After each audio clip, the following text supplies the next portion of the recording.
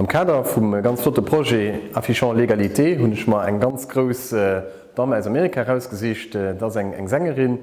der Aretha Franklin, déi 1942 op Welt kom ass, an die hireieren Heichpunkt an den 60er Joren hat, fir allem mat engem Song mam Song Respect, den 1967 rauskom ass. Dat war en Song, den her no eng Hymn ginn ass, eng Hymn echensmoll fir die afroamerikanische Biergerbewegung, awer och eng Hymn ginn ass fir d'Frabewegung an Amerika, awer och an der ganzer Welt.